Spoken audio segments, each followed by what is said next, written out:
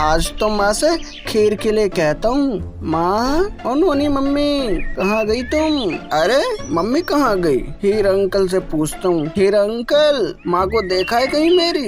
नहीं, घर में ही होगी तुम्हारी माँ। हीरा अंकल नहीं है घर में मेरी माँ। चलो मैं घर पर इंतजार कर लेता हूँ, आएगी तो घर। कितनी गर्मी है, पानी भी नहीं है। आज खाना कैसे बनाऊं? पवन भूखा बैठा होगा घर पे।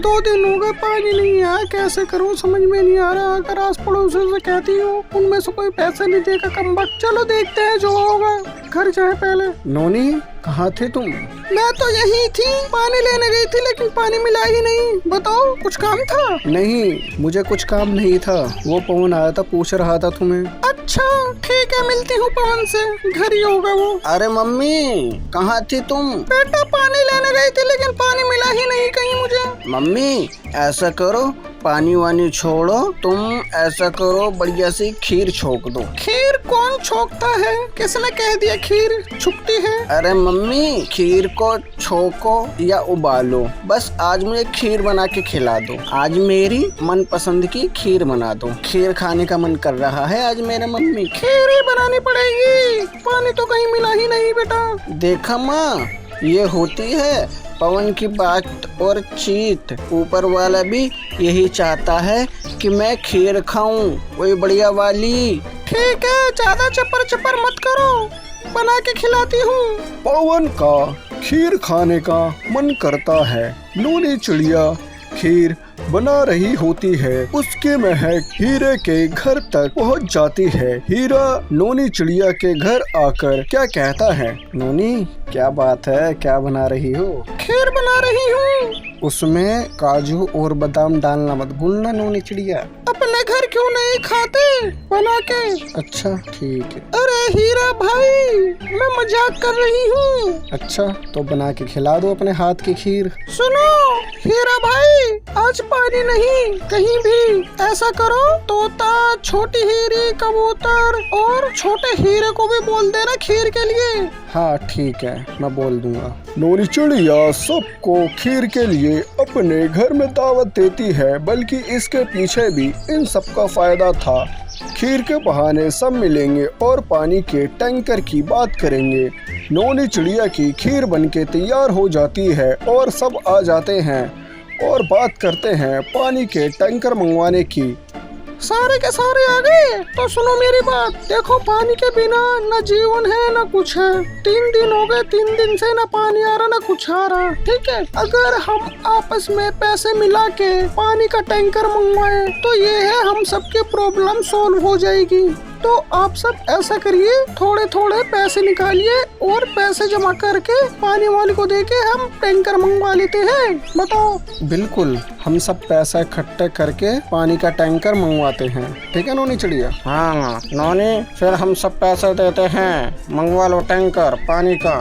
ठीक है, खीर खाने के बाद सब पैसे दे के जाना, पानी का टैंकर मंगवा लेती हूँ। अगर नोनी चिड़िया घर घर जाकर सबसे पैसे मांगती तो कोई पैसे नहीं देता, तो उसने एक तीर से 2 निशाने लगाए। पवन की खीर भी बन गई, सबको दावत भी मिल गई और टैंकर के लिए पैसे भी आ गए बिना किसी परेशानी के। तो दोस्तों, आपको हमारी कहानी कैसी लगी कमेंट में बताएं और सब्सक्राइब करें, लिखें और शेयर करें और देखते रहें नोनी चिड़िया की कहानी।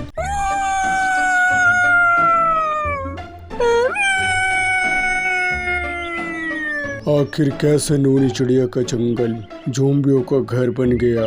क्यों ये सब एक दूसरे को मारने के लिए और खाने के लिए तैयार हो गए? आइए देखते हैं शुरू से। कितने सालों बाद मैं अपने घर जा रहा हूँ, मुझे घर वाले देखकर कितना खुश होंगे। वैसे अपने घर का नजारा और जंगल की खुशबू में जादू है। मैं जाकर ऐसा करता हूँ, सबको सरप्राइज देता हूँ, देखता हूँ पहचानेंगे या नहीं पहचानेंगे। कोई है क्या? हेरी बेटा, देखो कौन है। हेरी, तेरे ये कमबख्त इनका फोन सांस नहीं लेता, थोड़ी देर भी जो सांस ले ले। हाँ माँ, क्या हुआ? क्यों परेशान कर रही हो आवाज लगा के? ओहो, मेरी बेटी परेशान हो गई। मेरी बेटे के कौन सा बिजनेस चल रहे हैं जो परेशान हो गई? फोन के अलावा भी कुछ दिखता है घर में? माँ भी है, भाई भी है जो शहर पड़ा हुआ है, कोई दिखता है या नहीं दिखता? हाँ बोलो, क्या काम है? मेरी डॉक्टर के पास चलना, तुम्हारा इलाज कराऊंगी मैं। क्यों? तुम्हें कम सुनाई देता है? बाहर गेट पर कोई है, गेट खोलो। कौन है? भगवान, एक आविष्कार तुमने घर में ही करे हैं हमारे, ये न जीने देते भैया मुझे। कौन? मैं हूँ, पवन का दोस्त। लेकिन भैया तो शहर हैं। कौन है? भैया के दोस्त हैं। अंदर बुला ले घर में। नमस्ते। कहाँ से आए हो बेटा? पानी वानी पियोगे है? पी के आए हो? हाँ पीऊंगा। गुद्दे लाल कर दूंगी, महाराज बना दूंगी। मुझसे खेल रहा है, मैं अपने बच्चों को नहीं पहचानूंगी। आपने कैसे पहचाना माँ? बेटा वो छोड़ो, ये बता कैसे सूख गया इतना? तो शहर में खाना वाना नहीं मिलता क्या? हाँ मम्मी, खाता तो हूँ। इतना कमजोर हो गया मेरे बेटा। अब आ गया ना, हमारा खून पीकर सही हो जाइए, ठीक है? माँ आप भी ना मजाक करना नहीं छोड़ोगे? मिलने तेरा भैया आया है और इसे भूख न लगती तेरा फोन को, पूछ ले। इसके लिए भी खाना बना दे करूंगी तेरा फोन के लिए। हाँ ना, पता नहीं भैया मेरे लिए क्या लेके आए शहर से? तेरे लिए मैं शहर से गिफ्ट लाया हूँ। देख, ये छोटे छोटे कान के झुमके। भैया मुझे पता था आप खाली हाथ नहीं आएंगे। बस अब आ गया मेरे लाल, तो आया है तो घर फिर से रोशन हो जाएगा। अचानक बाहर से अजीब कहराने की आवाज आती है, जैसे कोई घायल जानवर हो। माँ ये कैसी आवाज है? ये तो पड़ोसी हैं, लेकिन इनके शरीर पर खून और आंखें सफेद क्यों है? भैया क्या करेंगे? अभी दरवाजा तोड़ देंगे क्या? हमें भी खा जाएंगे। तो माँ को लेकर पीछे रह, मैं देखता हूँ। हाँ अब ये घर तक आ गए, जंगल पूरा इनसे भर चुका है। हे भगवान, ये कैसा श्राप है हमारे जंगल पर? पहले तो ये घर था चिड़िया का, शांति का, अब मौत का घर बन गया। अचानक पीछे से खिड़की का शीशा टूटता है, एक ज़ोंबी अंदर घुसने लगता है। पवन पास पड़ी लकड़ी उठाकर उसके सर पर मारता है। ज़ोंबी गिरता है लेकिन फिर से उठने लगता है। ये मर क्यों नहीं रहे भैया? ये अक्षय नहीं, इनकी मौत भी अलग होती है। माँ ये मर नहीं रहे, आप सब कमरे में चलो जल्दी। बेटा अब कैसे करें? सारा जंगल ज़ोंबी बन गया, अब इन्हें बचाया कैसे जाए? माँ इन्हें मारा जा सकता है, बचाया नहीं। बेटा इनके बीच हीरा, कौवा, तोता और कबूतर है, इनके बिना कैसे जंगल चलेगा? भैया मुझे डर लग रहा है, मैं क्या करूँ? छोटी हीरी, ये डरने का वक्त नहीं, समझदारी का वक्त है। देखो कैसे हराता हूँ इन्हें, सोचने दो मुझे। हाँ ये जो है सूरज की रोशनी में नहीं निकलते, तो मैं ऐसा करता हूँ, ऊपर सब जगह लाइट लगा देता हूँ। इनके ऊपर रोशनी पड़ेगी तो ये इनके अंदर का वायरस खत्म हो जाएगा। बेटा ये कल करना। मम्मी आपकी बात ठीक है, लेकिन पापा मुझसे कह के गए थे कल करे सो आज करे सो अब। बस रुको थोड़ी देर, मैं सबको मजा चखाता हूँ अभी। पवन ऊपर जाके चारों पेड़ों पर लाइट लगा देता है। लाइट लगाने के बाद वापस अपनी माँ के पास जाता है और कहता है, माँ मैंने लाइट लगा दी, लेकिन अब एक रिस्क लेना पड़ेगा हमें। उनके सामने जाना पड़ेगा, तभी वो हमारे पास आएंगे लाइटों के बीच में। लेकिन पवन कैसे? वो मार देंगे हम सबको। माँ मुझ पे भरोसा रखो। नोनी चिड़िया पवन की बात मान जाती है और वो लाइट के बीच में चली जाती है। पवन भी माँ के साथ चला जाता है। जैसे ही वो ज़ोंबी उनके पास जाते हैं, पवन लाइट चला देता है और वो काफी चिल्लाते हैं। फिर अगले दिन वो सही हो जाते हैं। अब कैसे हो? तुम सब ठीक हो? हम तो ठीक हैं। हमें क्या होगा? माँ, इन्हें कुछ नहीं पता। तुम भी कुछ मत बताओ इन्हें, क्या हुआ था क्या नहीं। ठीक है, आज पवन आया है, तुम सबसे मिलवाने लाई हूँ पवन को। फिर क्या, ऐसे पवन ने ज़ोंबियों से पूरे गांव की रक्षा करी। पवन ने इतनी कठिन परिस्थितियों में समझदारी से काम लिया, जिसकी वजह से ज़ोंबी मरे भी नहीं और उनमें से ज़ोंबी वाला वायरस भी खत्म हो गया था। तो इसलिए कहते हैं, परिस्थिति जो भी आए समझदारी से काम लेना चाहिए।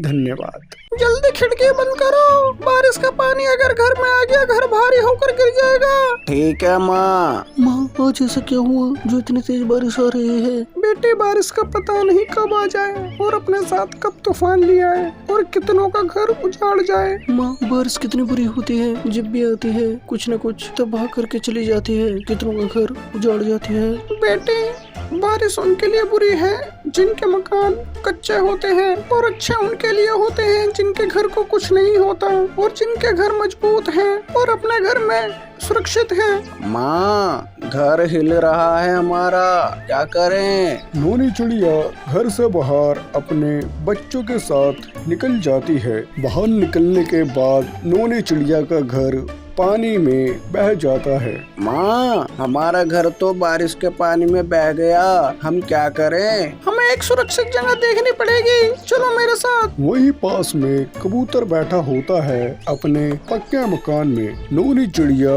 कबूतर से मदद मांगने जाती है। कबूतर भाई, कृपया करके मुझे अपने घर में रहने के लिए जगह दो। बारिश बहुत तेज आ रही है, जिसकी वजह से हमारे भारी पंख होने की वजह से हम उड़ नहीं पाएंगे। मैंने क्या धर्मशाला खोली हुई है, ये सबको घर में आने दूं? अपना कहीं और ठिकाना ढूंढो। जरा देखो इन बच्चों को, लगता है ये बारिश में उड़ पाएंगे।